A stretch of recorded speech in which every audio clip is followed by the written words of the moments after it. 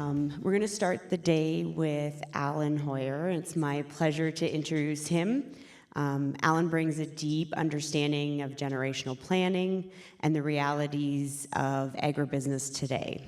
He's worked with families navigating succession, growth, and the tough conversations that come with change. It's not just about paperwork or timelines, it's about people, relationships, and protecting what's been built. We'll have Alan speak here for about 45 minutes, lots of times for questions, and then move on to our other speakers. So again, thank you so much for joining here, and it's my pleasure to welcome Alan. But I want to thank AgSpire for having me part of their program. It's a real opportunity. And so I'm the manager and legacy consultant of the Keep Farmers Farming program. We specialize in two things, just helping farmers and ranchers through the estate planning process, but also generational wealth transfer, and actually bringing in the next generation while we're living, while we're here. And we're going to get into some of that as well. I consider this a form of mission. If you want to be in this thing, working with families across the state, you have to look at it that way. Because I couldn't think of a better group of people I'd rather work with than farmers and ranchers. Because I'm one too. Actually, I was out calving at 4 this morning, believe it or not. Had to get them in. We had them in the shed. There was a new one, so we got it in so we didn't lose the ears and the tails, right? So that's part of it. So it's good to be here today. Interesting, because I live by D. Smith. And I was about to Clark, and the car was surging a little bit, so I pulled in the gas station. I didn't know a gas car could surge, but it was. Something was going on. So I pulled in and let it thaw out. And of course, there was 5 people having coffee, and I knew them all. And they wanted me to stay there and have coffee. I said, no, you guys should all be in Aberdeen, should jump in and go along. This will be a meeting you should all be at. But, okay, the clicker. Is that up here? Yeah, there it is. All right.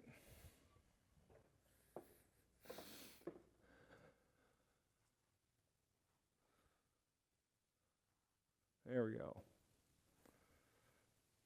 So I'm an employee of the South Dakota Ag Foundation. It's called the Keep Farmers Farming program.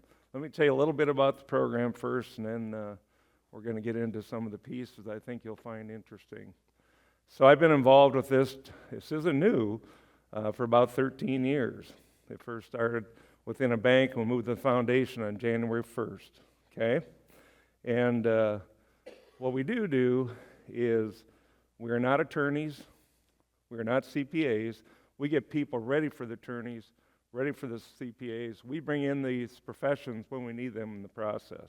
So it's a consulting approach to help you through what I consider one of the most difficult things that most families have to go through, okay? Not just in the discussions, but ultimately, let's get the documents in place to support your journey as you're heading towards peace. And so we don't sell anything as well. We don't sell life insurance, any investments, or anything. It's a consulting service. And for example, yesterday, I had two new calls yesterday. I never know why the calls come. We're going to find out. For me, usually I know there's a level of pain getting to the point that people have the courage to call. One of those calls yesterday was stage 4 cancer. We got to get this transition going. And I'm glad they called, because we will get them there. We'll help them through this. We know we're on a clock, and we'll get them there. So we'll get a lot of different calls, and I believe the only competition we have is 2 things. Time.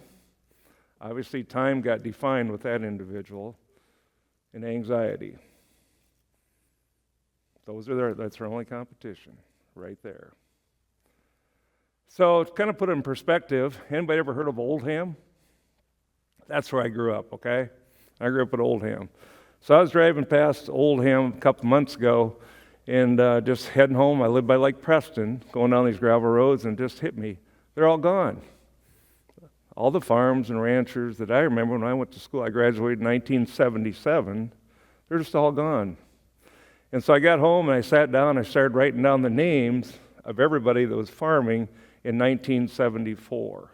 In other words, I wanted to get pre-farm crisis. So how many were actively farming in 1974 in the Oldham School District? Okay? And so in 1974, there was 101 active farms in the Oldham School District. And that represented around 250 kids, because I remember them all, was there. So my question was, in 2025, the descendants of that 101, how many are actively farming today? So what do you think? 28. How many? 28. 28. And everybody thought, well, there's your answer. That's how many you have to transition. I said, no, there's 28 that need estate planning. But of that 28, how many of those have a next generation son or daughter in the business with them? So now what do you think that number is? 11. And again, I know all these people. We've also done Hoven, and we're going to do additional communities because I think there's a story that's going to help inspire the communities. Okay, this is where we're at today. We can't change the past, but what can we do to help the next generation of farmers and ranchers as we move forward? It's very important information. This has really opened the eyes of a lot of people. It opened the eyes of the governor's office. They did give us additional funding for another year of $200,000 to help support what we're trying to do. We all know there's been farm consolidation. What do we hear nationally? We're losing like 80,000 farms a year nationally. I don't know how to get my arms around that number, but I can get my arms around the 11 at Oldham. That's how we have to eat this thing and get to work. There's a lot of work to be done. All right, so does the process have to be this difficult? I'm saying yeah. Accept it. This is hard stuff. The mechanics are easy. The people side is where the difficulties are. Okay? Just accept it. Nothing easy about this. We're letting go. We're transitioning well. And so it's tough. And so I want you to think of this journey, a journey from inspiration or obligation. These are two words I really want you to think about. If we're inspired to do something, it's something we want to do, right? If we're obligated to do something, we may not want to do it. We just have to do it. I can tell you, you can have the same thing we're trying to talk about, but the journey's totally different. So the other night at the basketball game in D. Smith, I got a pair of twin granddaughters that were there. And Kaylee, I turned around and looked at her, winked, and she came down. She says, "Grandpa, how you doing?" I said, "I'm doing good. How you doing?" "I'm doing good, but I got to go sit with my friends." She said, "I love you, Grandpa." I said, "I love you too." You think I'm inspired by that? Yeah, that feels good. What does an obligation look like? Anybody like filing a tax return? We're obligated to. I'm not inspired to, but I'm going to do it. I'm going to do it on time. There's your difference. Think if we can approach generational transition, whether it's through estate planning or through working together, in an inspirational way. Does that change how you look at that?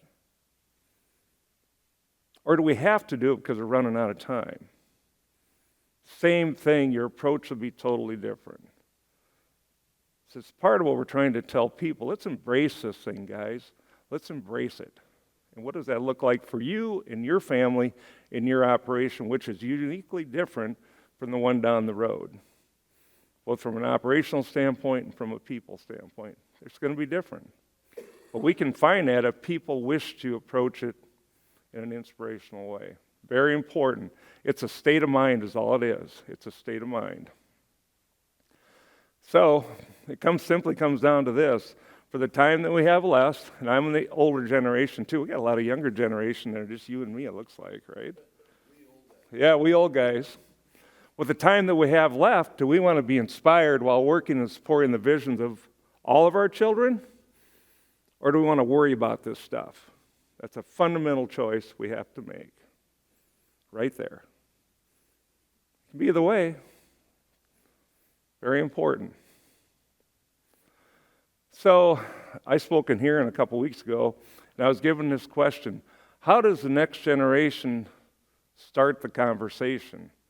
My question is, why do they have to start it? Number one, I could give you a lot of ideas on how to start the conversation. But why do they have to? They're sitting in a position of weakness. We probably own the dirt, right? We're in a position of strength. They're in a position of weakness. Why do they have to start it? And frankly, there's a lot of different reasons for that, and I will tell you for the most part, most people don't know how to start the conversation. They don't know what to do, so the thing just never gets started. But the younger generation is inspired, and they want to get this thing going. And of course, we have some gaps there. We need to get the conversation going. Because our number one limiting resource in South Dakota, believe it or not, is not water. There's a quote from President Barry Dunn. The number one limited resource in South Dakota is the next generation of farmers and ranchers. And I agree 100% with that. I agree 100%. And the community assessments are proving it. We got work to do. All right, so there's a few disciplines I've come up with that, I get these calls. I walk into the house, first time we sit down, we're having coffee. When they call, they said, where do we start? I said, coffee. Let's just sit down and have coffee. Let's just talk. Because I don't have any idea what's going on. So we just sit down. But there's things I'm looking for. First of all, as we're talking, whether it's the parents or entire family, is, am I seeing any level of vision here? Is there any kind of vision here? Or are we just in this funnel going around and around? We don't know where we're going. And many times that's the case. Or it may have been the parents' vision to get the operation to this point. But is there any kind of vision there to move this thing forward? It's very important. In Proverbs it says, without vision we shall perish. Look it up, guys, it's in the Bible. And think about that. How many acreages are empty out there that we see going down these gravel roads? And I just asked myself, I wonder what the vision was there. Somebody started that thing with a dream, right? But at some point, it came to an end. Every operation has to have a vision. And by the way, parents, our vision may become obsolete, and then, we have the courage to change and adjust to the vision of our children, which becomes our future. All those things are going on within these families. As I said, they don't know what to do because they don't really realize what they're up against. So I'm trying to explain some of this. This is what's going through people's heads. Next discipline. This is a very giving process. It's a very giving process. We as the older generation need to give. I didn't say give your land away. The greatest gift that a parent can give to their children is information. At a time, the time is an asset. So they can plan, right? Can we give the information? We still have to live. You can't give away all your assets. That's not what I'm saying when I'm talking about giving. Communication is giving. This is a very giving process. But it's also about receiving, the younger generation. How easy is it to give to somebody that you're upset with? Think about it. Even if your children, if we're not getting along, how easy is it to give? So it's about receiving as well. But it's yours to give. It's nobody's to take. This is not about taking at all. If it's yours to give. If it's mine to give. If it's yours to give. But we need to give and figure out what that looks like. Nobody can take it. The only time things are taken from us is when? At death. We can't take it with us. This is about giving and receiving. Always remember, it's yours to give, it's nobody's to take. Interesting, I'll get into some family battles, and I can just see, for whatever reason, somebody's trying to take some. I'll say, no, wait a minute. It's not yours to take, it's your parents to give. It just, boom, just takes the temperature down, because everybody knows that. But then we'll figure out where are the gaps, and why are we doing those things. It's about giving and receiving, very important, never forget that. State of mind, legacy. If you're inspired by your legacy, in other words, you like to talk about the past a lot, you're probably not planning for the future. I was up north of Timber Lake a couple weeks ago, and rancher, never met him before. We walked in this house, and he had these, and I'm kind of a deer hunter, he had these two whitetails. There had to be a story there, big heads, mounts on the wall. And so I said, boy, tell me about those horns. Well, in between there was a longhorn. I got the story in the longhorn from the 1916, is where that longhorn, and he talked the entire day about his history, and they were great stories. In this case, he wasn't a problem. He was okay with wherever we end up with everybody else, but he is totally looking back. Okay? Nothing wrong with that, but that's his state of mind. Vision. If you were inspired and consumed by your vision, you'll probably miss today.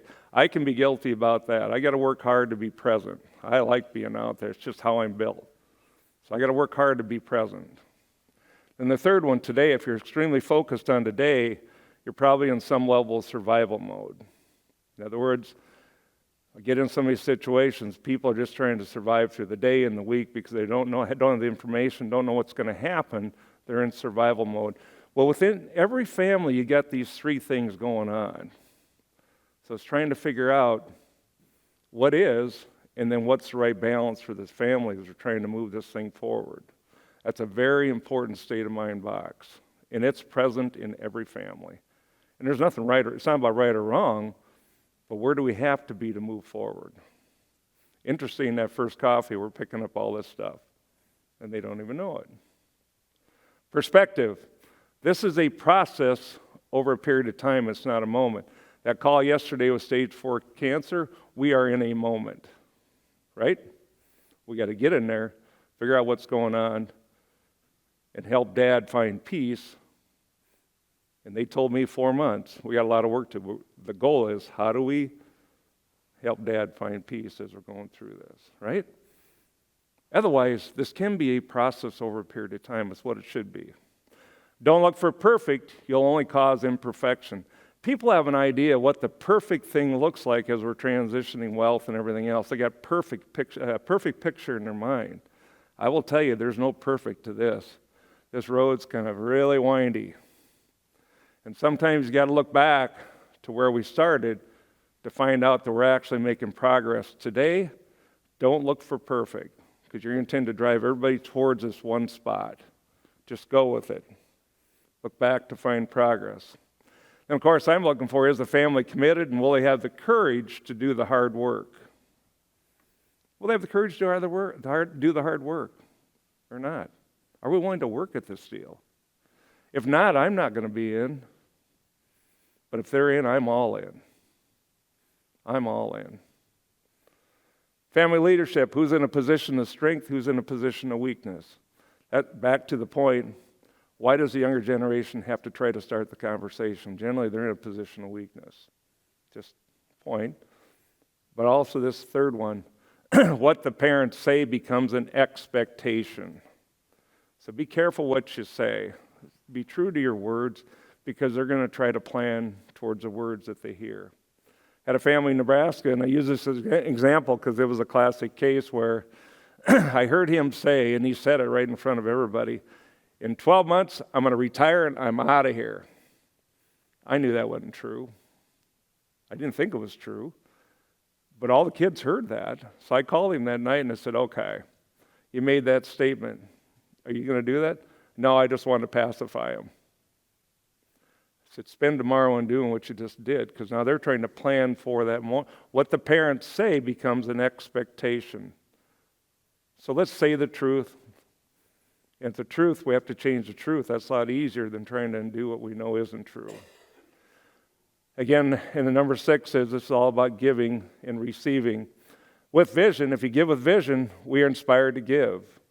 Without vision, we are obligated to give. Make sense?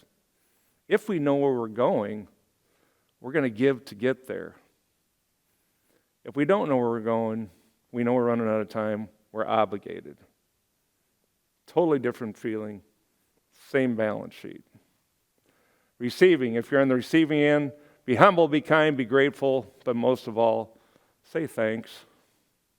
Be thankful. Be thankful in how you handle yourself with the older generation. Had a call a couple days ago of an account we're working with, and we just started working with them about 4 or 5 months ago. And actually, it's going really well. Dad wants the 2 sons to take over the operation. Mom called and said, for the last 2 weeks since our last meeting, Dad's just sitting in his chair in the living room. He won't get out of it. He said, they don't need me anymore. He said he's just kind of went into a depression. And frankly, what he's done, he's lost his purpose, because the boys are doing a great job. That's why this transition thing is not easy in the older generation either. And she said, what are we going to do? I said, we're going to circle up the boys who are handling themselves very, very well, and I want them to come up with a purpose for Dad, and I want them to go to Dad and say, Dad, we need you. Things are changing, but we need you to play this purpose. We need you. We got to get you out of this chair. Hard.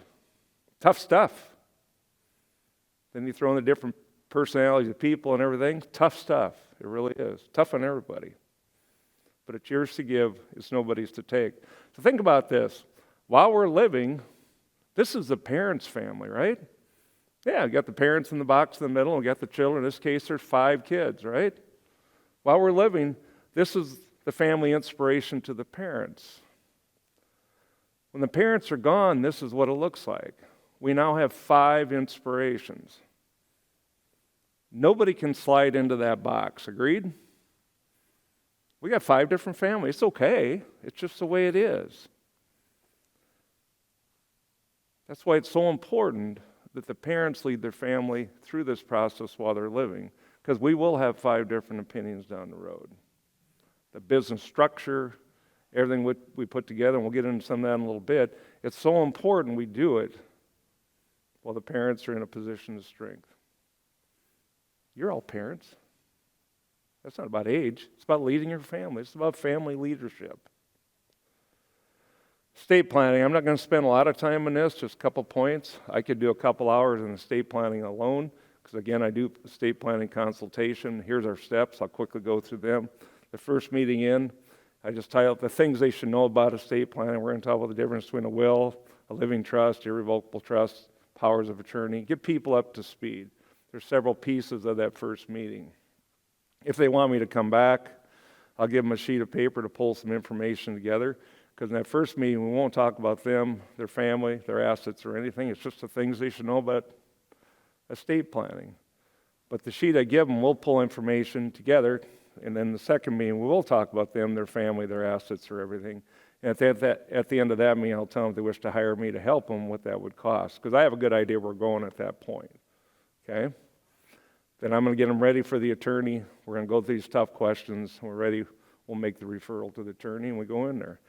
The attorneys are saying, and I get referrals from attorneys, by the way, they said the level of efficiency that walks in the door after they've been through you guys' process is incredible. Because they understand what the documents are, they thought through the tough questions. So that's our role. That's the space we're trying to be in. Very important. But I do believe that we're all looking for peace. There's 2 words I don't like. I don't like the fair and equal words. I'm not in that camp. Because it takes you right to a balance sheet and people trying to figure out what to do.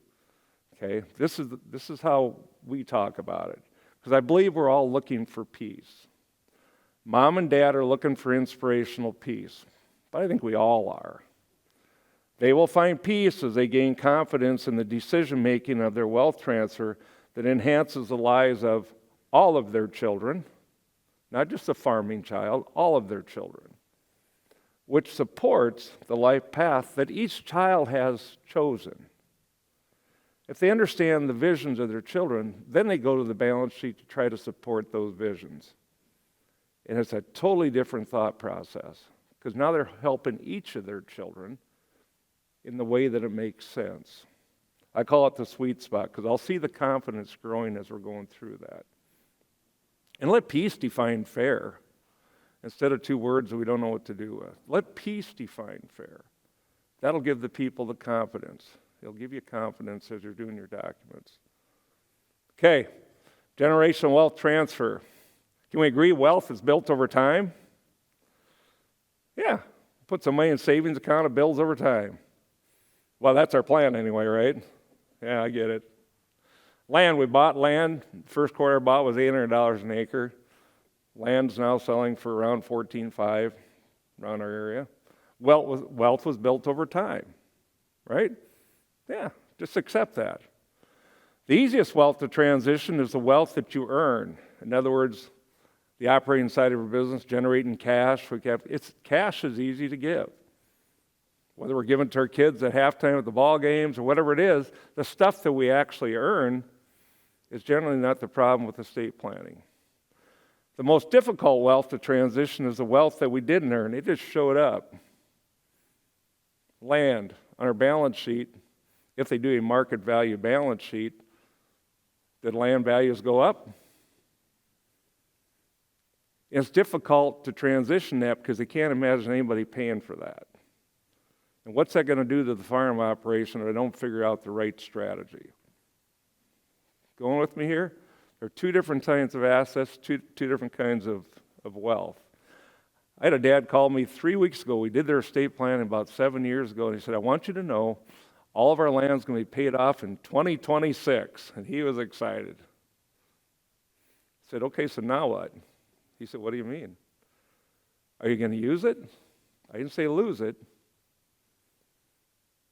The other part of the call was bringing his son into the operating entity. If your son wants to buy some land, are you going to provide the collateral and use it now or just not?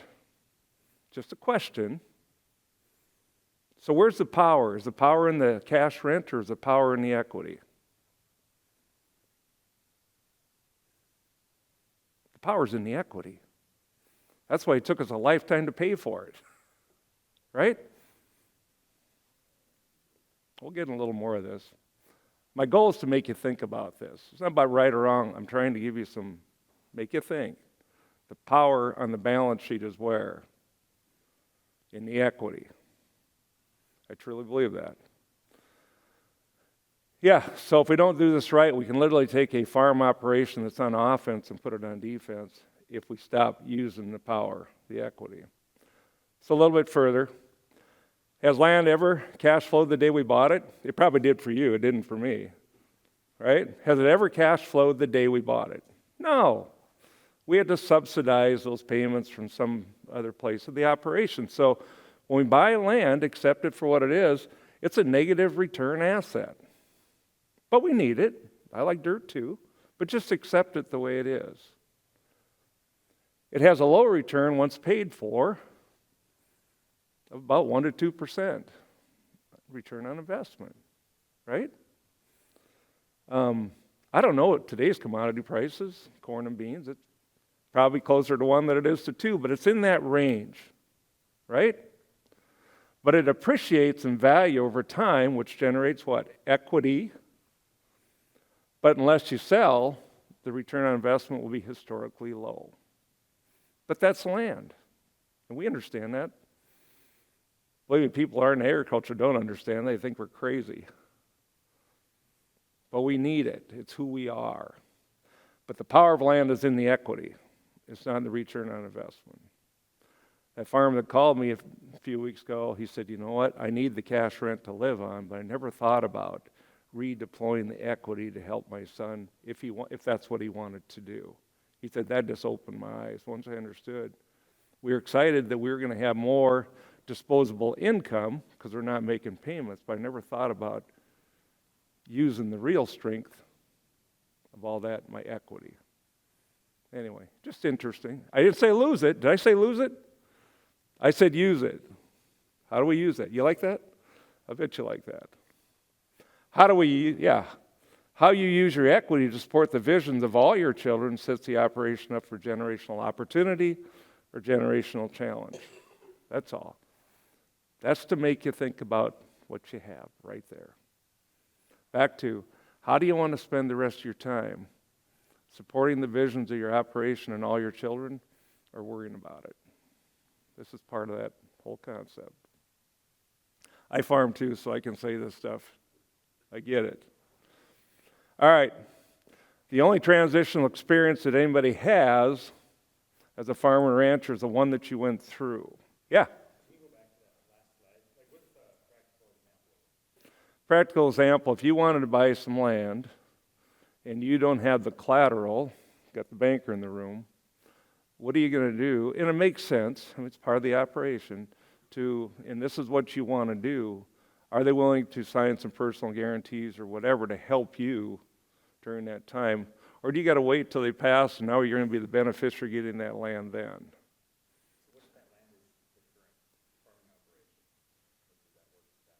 In other words, buying out your parents? Yeah. No, we can work that way too. But again, it gets back to what is the decision you're trying to make, and what do you need to have to make that happen, and are the parents willing to be part of that to help you do that? That's what I'm trying to say. Are we willing to use it? That's all. Every situation is going to be different. Yep. It actually might be easier if it's internally. I hadn't had the question asked back that way, but I could see same discussion. Dad and mom have the equity. Are they willing to help you make that happen? How we structure that and everything else. But very good. Wish it was a panel's discussion. I'd turn to the banker and say, take that one. That's good. I like it. I like it. Good question. All right. Yeah, the only transitional experience somebody has, the one you went through. I truly believe we're in a 10-year window here, because we're working with, we're getting into more 50-year-olds that are starting to transition. Those are in late 20s and early 30s. That's a totally different conversation than those that are in their 60s and 70s, which I'm in my 60s, and we're trying to transition to 40s and 50s. It's totally different, because I think the ones in the 50s have already had a transitional experience that worked. And I'll go into history here. My generation older, because the 80s are involved there, that's got some scars. It's made it more difficult. Let me walk through that. So this is the history I'm talking about. And I came up with this. I didn't read this in a book. Been listening to people in this 13 years. I've came up with some opinions. So let me take you clear back. So if you start in 1862 with the Homestead Act, up through World War II, think about those times. Dirty 30s. I think there was a pandemic in 1918. World War I, World War II, right? We talked to our grandparents. Tough times, right? I don't believe there was a lot of transitional conversation around at the kitchen table. They were just trying to survive. Can we agree on that? That's the way it was. My grandparents lost 5 farms before they finally held on to the one that they had. But you know, that was going on. Every March 1st, they removed. Those stories were there. They weren't bad. It's just the way it was. I'm calling the next segment the prosperity years. And again, these stories came from them too. From World War II to 1969. Agriculture in the U.S. was feeding the world during World War II. And when they were getting paid, they were piling up cash. I kept running into stories where Grandpa bought 5 farms in 1949 or 53 or 62 and kept hearing that. You know what? The oldest son got the home place. Then if the next child wanted a farm, they'd buy him a farm. The other one wanted a farm, they'd buy him a farm. Transition was complete. Very common back in those days. Not unusual at all. So that was their transitional experience right there. Then as you get in the challenging years from the 1970s, I'm calling it to 2003, you know, in the early 70s, and my folks did too, they put up a couple harvesters, expanded the dairy barn, trying to bring us all back, and that was on variable rate interest rates. Then what happened in the 80s? I came home in 1981 when I graduated from South Dakota State. That's when I found out that I needed to get out of there. And it was said, you've got a college education. It's not good. You need to go. Best thing that ever happened to me. Didn't feel that good at the time because I went to work for Land O'Lakes.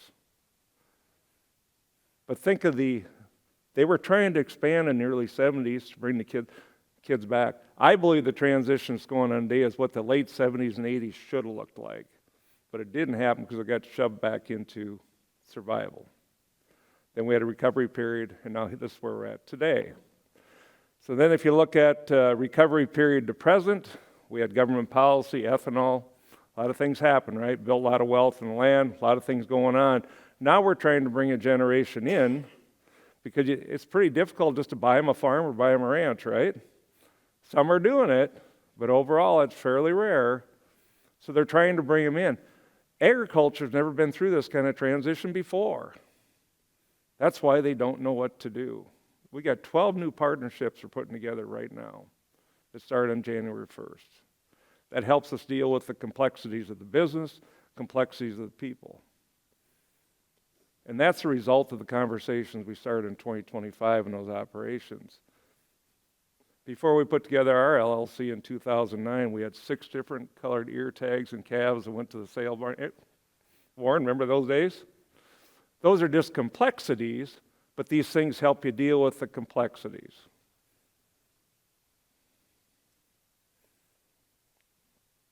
So, in my opinion, the transition should start in the late 30s and early 40s.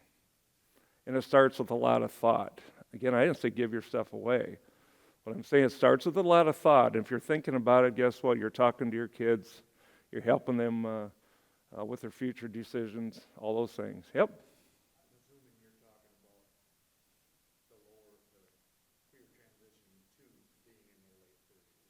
No, I'm not. I'm talking about when you're 40 years old, I'm saying you start thinking about it then. Don't start thinking about it when you're 60, because think about the old age of your kids. They're trying to make decisions in the teens on what they're going to do. That's a perfect world.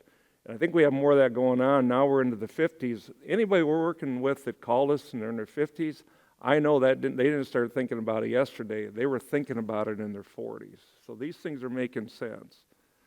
And their kids that are in the late 20s, they've already been talking to the kids. They just don't know what to do, but they've had a lot of thought into it. That's where a lot of these partnerships and that type of things are just flowing right in, seamlessly. Yeah.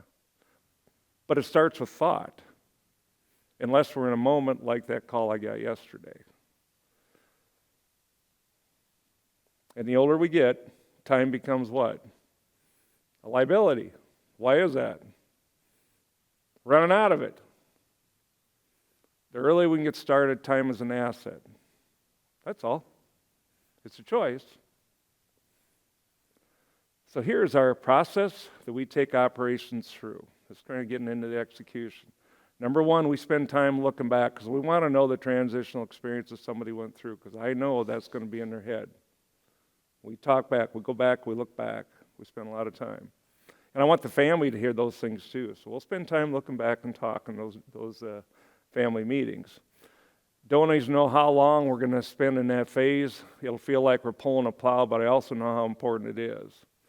Number two, phase two, we're going to move into vision. And we're going to talk about vision. It's not that complicated. It's just a word.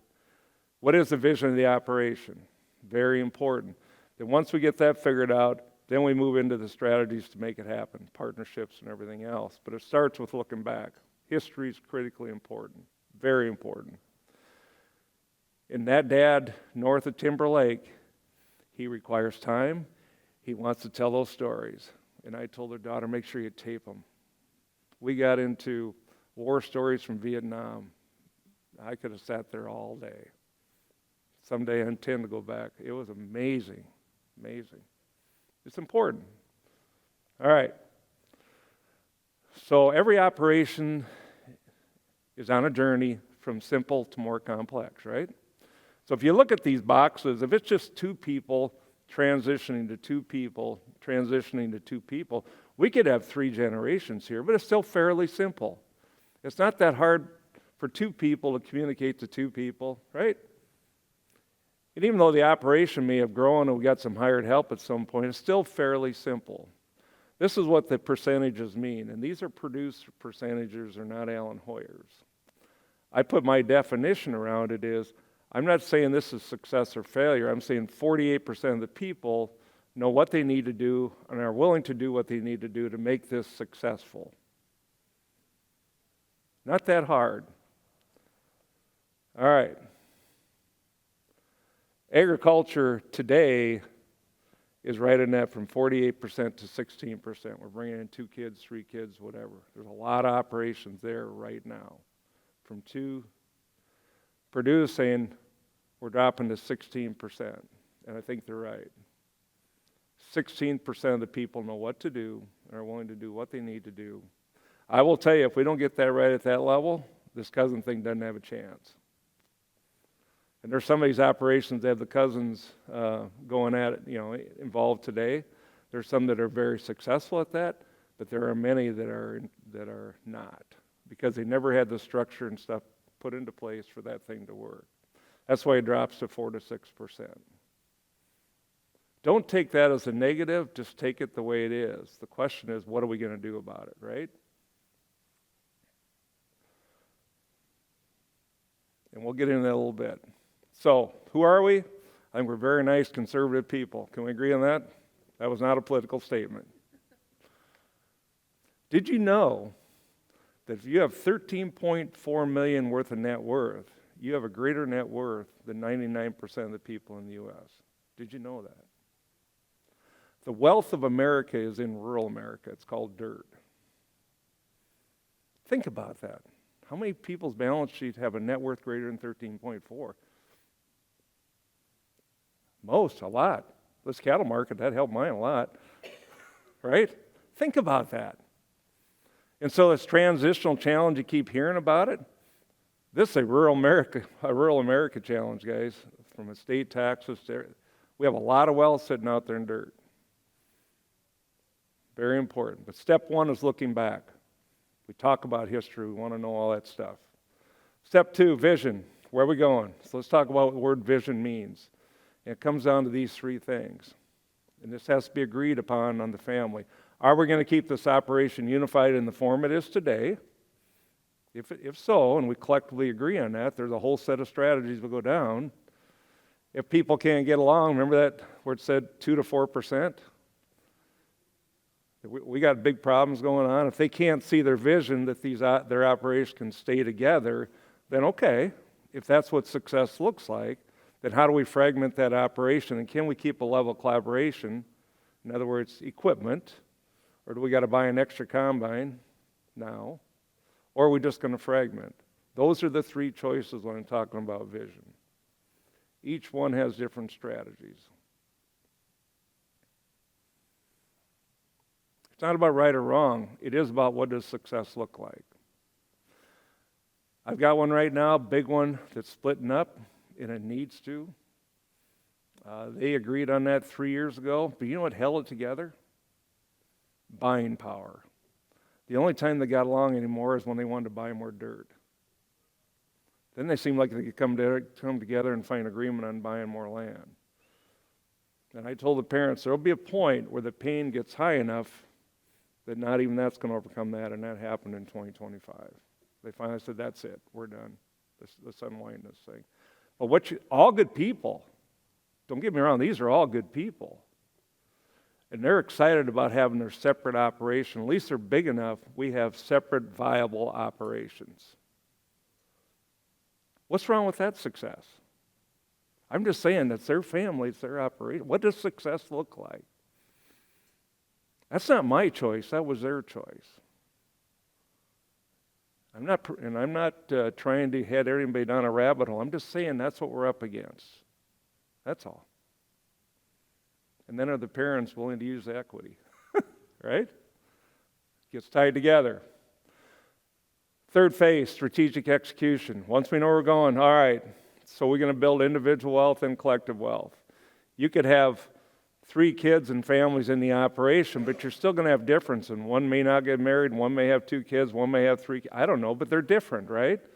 We got to make sure we have career opportunities so they're taking care of their family as well. That's what individual wealth means. Because within the entity, if it's a partnership, we're going to build that wealth together. We got to recognize, even though we're together, we still have individuals, and the individual is important. You get that right up there, these things can stay unified. That's point number 1. Nobody can be starving. Of course, the entity discussion, LLCs, S-Corps, general partnerships. LLC and general partnership, that's an FSA. Comes back to general partnership, you have multiple FSA payment limitations, LLC 1. I mean, so you got your differences, but there's nothing wrong with entities. Either people make them good or people make them bad. I'm an entity fan. It just takes care of a lot of complexity.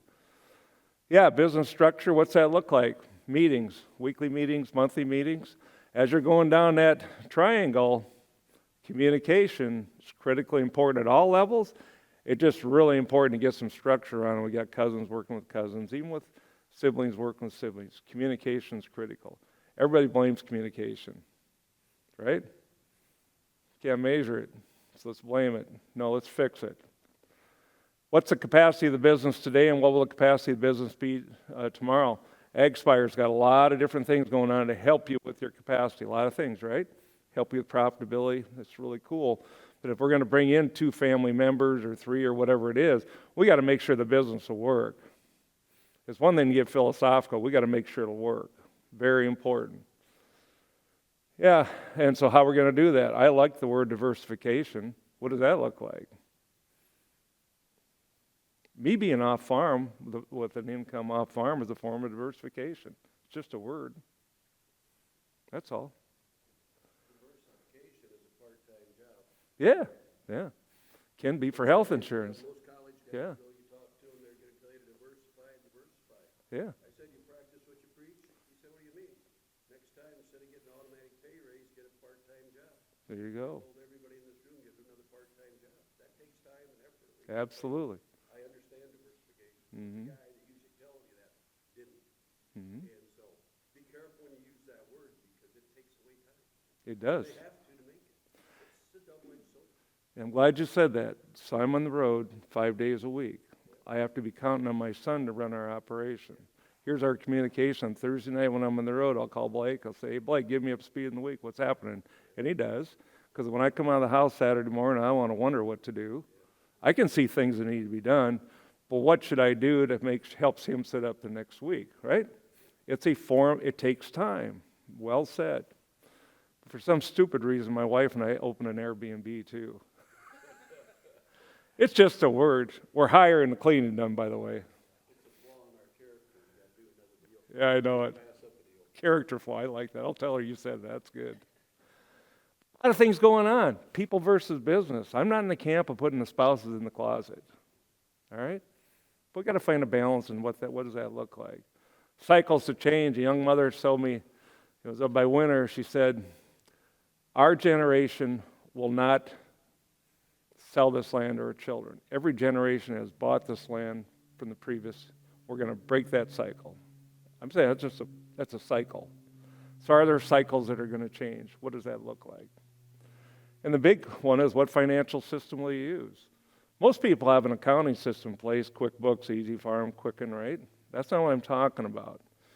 Can we see our business, so we're making these changes, add an expense to the business and all this stuff? Can we see our business so we know we're going to be profitable? Dr. Mike Bulgy out of Purdue said what? If cash is king, that makes profit the kingdom. Think about that. If we're not profitable, at some point we run out of cash, we get upside down on working capital, all this stuff, right? If cash is king, that makes profit the kingdom. Very important. So kind of to wrap up here, and I'm probably way over in time, I tend to do that. We are gatherers of equity. Can we agree on that? We are. It's okay. We like our balance sheet. We are gatherers of equity. It's yours to give. It's nobody's to take. It's yours to give. It's nobody's to take. Always remember, the Bible says what? Without vision, we shall perish. That's a strong statement. Very important. Take that one home. What are you inspired by? Your equity? You'll protect it. But if you're inspired by your vision, you'll drive your equity, use it to support the vision of those that are most important to you, and that's your family. And giving is all about inspiration or obligation. 2 key words. How you approach life can vary. Those words are very important. But most of all, peace and inspiration comes from understanding. That's why if people don't know what to do, it's not that you can't inspire them, they just don't know what to do. We run into a lot of that, guys. Most people are good people. They just don't know what to do. That's all. That's it. That's 2 of my 14. They inspire me.